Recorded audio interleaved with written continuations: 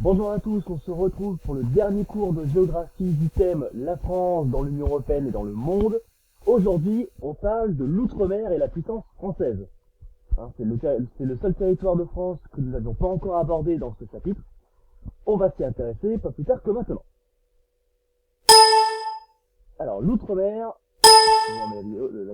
l'outre-mer. Alors, l'outre-mer, c'est une dizaine de territoires différents dispersés dans les quatre coins du globe. Sa superficie est de 120 000 km² et rassemble plus de 2,6 millions d'habitants, soit 3,6% des Français. Il s'agit précisément des restes de l'empire colonial français. Souvenez-vous, je vous l'avais expliqué, Saint-Pierre-et-Miquelon est une des dernières anciennes colonies d'Amérique du Nord, que les Français ont gardées après la guerre de 7 ans. La Martinique et les Guadeloupes forment ce qu'on appelait autrefois les Antilles françaises. Idem pour Madagascar, la Nouvelle-Calédonie ou la Polynésie française. Ce sont les vestiges de l'empire colonial français. Alors, on va aller voir un petit peu cette population tout de suite. Alors,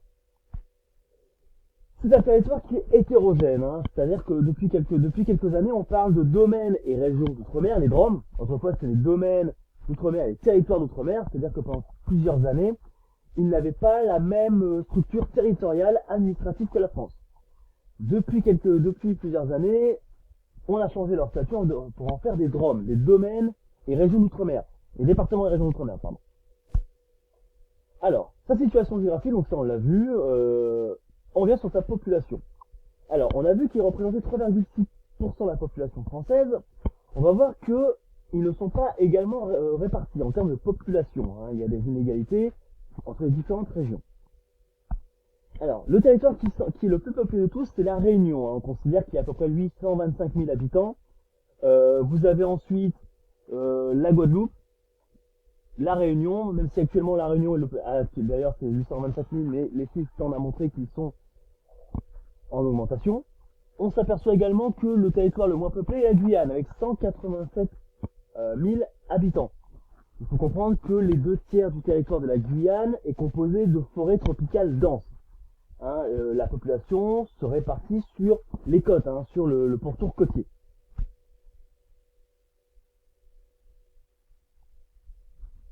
Alors, le territoire qui semble être le moins peuplé, ce sont les TAAF, c'est-à-dire avec Clipperton, ce sont les terres australes d'Antarctique française, où il n'y a que quasiment aucun habitant, si vous voyez, une population très mince, à part des territoires peuplés de stations scientifiques. Clipperton est un territoire particulier, puisque c'est un territoire français, certes, mais c'est une réserve naturelle, c'est-à-dire qu'il n'y a pas de présence humaine.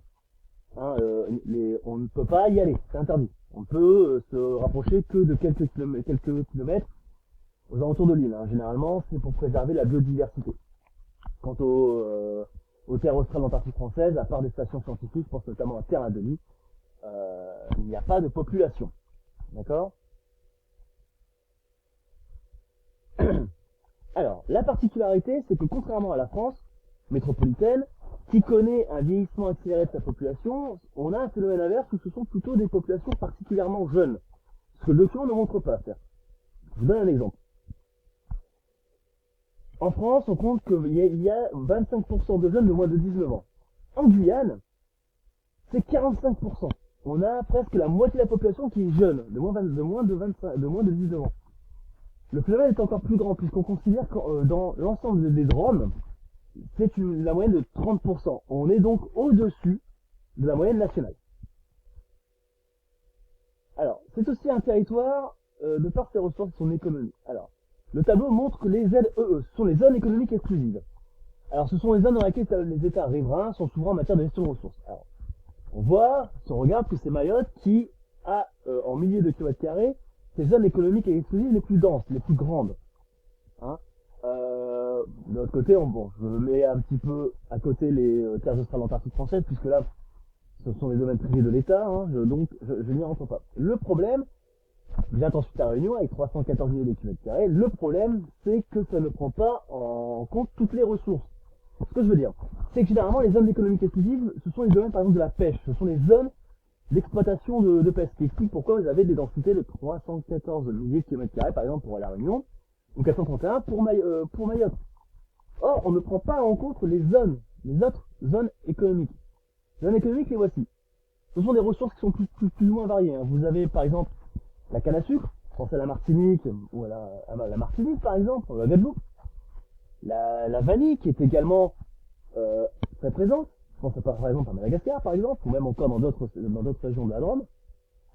Ou encore le nickel en Guyane. Alors, pourquoi elles ne sont pas indiquées? Tout simplement parce que ce sont des économies certes importantes, mais en déclin. Attention, je ne dis pas qu'elles ne sont pas utiles et nécessaires à l'économie de la région, ce n'est pas le cas. Ce sont toutefois des ressources qui sont quelquefois en déclin face à la concurrence. La canne à sucre fait partie des cultures historiques pour des anciennes colonies françaises. Hein, je pense à Saint-Domingue, je pense à la Martinique, encore à la Guadeloupe. Le nickel a été autrefois fortement exploité, mais actuellement à cause des risques de pollution qui sont entraînés pour son l'exploitation et des ressources diminuent. D'accord? Mais ce ne sont pas des ressources à ne pas négliger, puisque ce sont malgré tout des atouts. Ces richesses naturelles, je pense au nickel, sont malgré tout utilisées. Actuellement, la France souhaite remettre l'exploitation du nickel avec des conditions, on va dire, beaucoup plus écologiques, beaucoup plus vertes, hein, qui soient moins polluantes. Là, c'est le gros défi, notamment puisque le nickel est aussi exploité de façon clandestine dans les régions de Guyane. Ça entraîne des opérations de lutte contre cette exploitation illégale, surtout très polluante. On n'hésite pas à balancer justement les surplus dans les cours d'eau. Or, le nickel est particulièrement polluant, il peut être extrêmement polluant. D'accord? Alors, donc ces richesses naturelles, comme je viens d'indiquer, font partie malgré tout des grandes ressources et des atouts importants pour les Drômes. Grâce à ces ressources économiques exclusives, la France, la deuxième nation du monde en termes de maritime, la deuxième nation maritime au monde, derrière les États-Unis. Pourquoi? Parce qu'elle exploite un espace énorme sur les mers. On l'a vu, regardez pour Mayotte ou la Réunion, on est dans les 314 milliers de kilomètres carrés. Je ne parle même pas des terres australes de l'Antarctique française. D'accord? C'est aussi la biodiversité, hein. Vous savez, de leur implantation, je pense par exemple à Papeete, la Polynésie française, qui est à proximité par exemple de la barrière de corail, mais également aussi en Martinique et en Guadeloupe, hein. Ce sont des territoires riches en termes de biodiversité. C'est là qu'actuellement, dans la politique de développement durable de la France, on cherche à mettre en avant et à préserver cette biodiversité. C'est la force de ces territoires. Je pense à Saint-Martin, je pense encore à la Réunion, qui ont créé des espaces protégés pour la biodiversité. Ce sont des zones où la biodiversité peut se développer, prospérer, sans que l'homme interfère. Quand je dis interfère, attention, l'homme surveille quand même ces espaces, mais l'interférence de l'homme est minime. D'accord?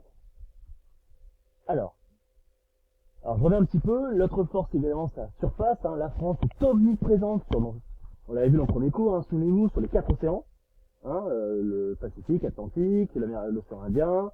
La France est omniprésente de par le monde, ce qui fait qu'elle a une importance géostratégique importante. Elle peut être présente et omniprésente dans les 4 coins du globe, sur les 4 continents. D'accord?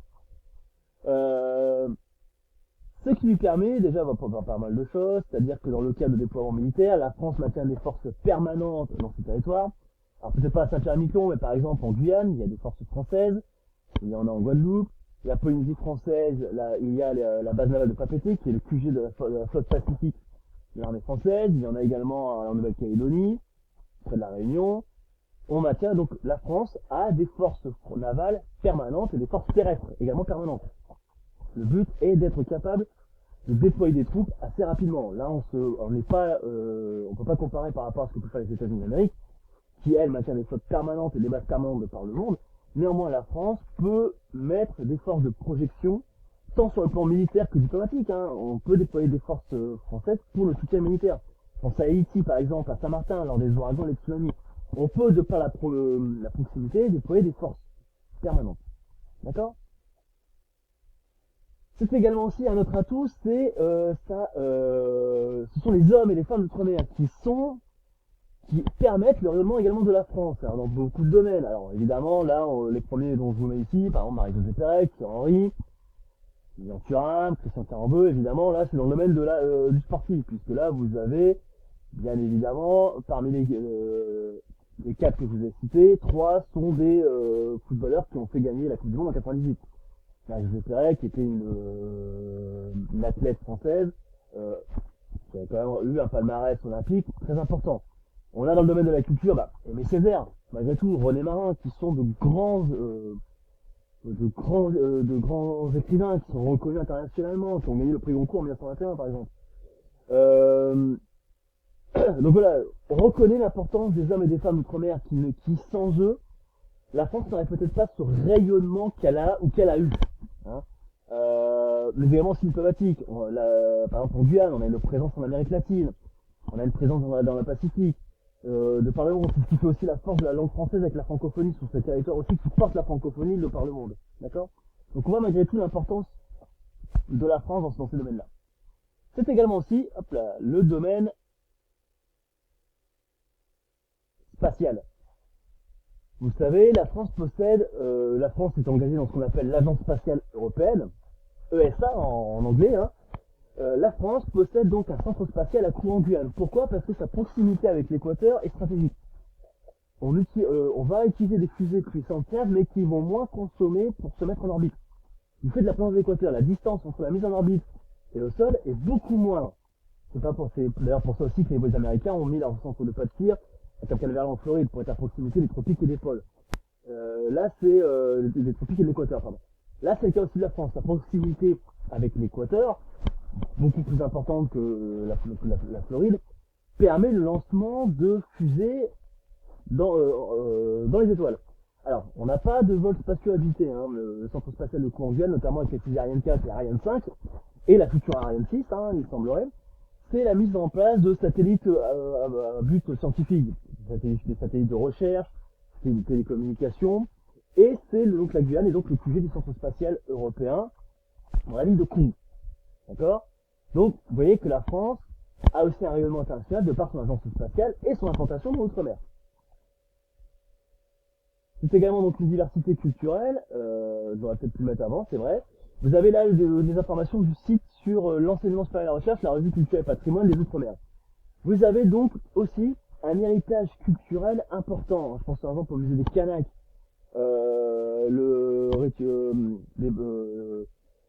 voilà, il y a des sens sur le Maloya réunionnais, c'est-à-dire les langues pratiquées autrefois en Réunion. On essaie justement de conserver les musiques d'identité légitime de la Réunion, la langue kanak en Nouvelle-Calédonie, le patrimoine de Maoré à Mayotte ou à Madagascar, l'héritage de la Guadeloupe, les savoirs traditionnels. Voilà. On cherche actuellement à préserver ces patrimoines culturels qui étaient présents bien avant la présence française, hein, mais également aussi avec l'arrivée des populations africaines dues à l'esclavage. Hein. Je vous rappelle que ces territoires ont été colonisés, mais surtout les populations actuelles sont descendantes d'esclaves. On tend à garder, à cultiver ce patrimoine, qui aussi fait la force, on parle de période assez sombre pour notre histoire, mais la force de la France. D'accord? Allez, j'avance, question, je vais pas avoir le temps de tout faire. La France, donc, stratégique, puisqu'elle permet de maintenir des forces également permanentes sur ce territoire. Je vous l'ai dit. En Guyane, il y a des forces françaises pour l'effort de centre spatial, mais également aussi des centres d'entraînement pour les forces françaises. Donc, vous voyez la présence importante de troupes françaises. Ici. Hein, là, je vous laisse regarder le coup. Alors, les défis, je vais aller très vite en une minute. Même s'il y a des atouts, il y a des défis. Hein. C'est-à-dire qu'actuellement, chaque territoire est face à des défis. Pour les 3 îles en Martinique, c'est justement l'aménagement du territoire. Comment aménager ce territoire pour le rendre plus attractif? Il y a, si vous voulez, un grand palier de difficulté entre la métropole et la France. D'accord? Donc là, c'est ce que je vous présente sur ce document. Je vous laisse d'ailleurs regarder aussi la capture vidéo pour la Guyane. Hein, je reprendrai ça avec vous tout à l'heure à l'oral, s'il le faut. Je vais terminer là-dessus et aller très vite. Même s'il y a des atouts, la Guyane reste très dépendante de la France. Et surtout très face à des difficultés comme le chômage. Vous voyez sur cette carte que le chômage est beaucoup plus élevé dans les Drômes, qu'en métropole. C'est des défis, c'est-à-dire que ce sont des territoires qui sont attractifs, mais fortement dépendants de la métropole française. D'accord? Allez, je m'arrête là pour maintenant. Je vous retrouve sur les formes de discussion pour justement échanger avec vous.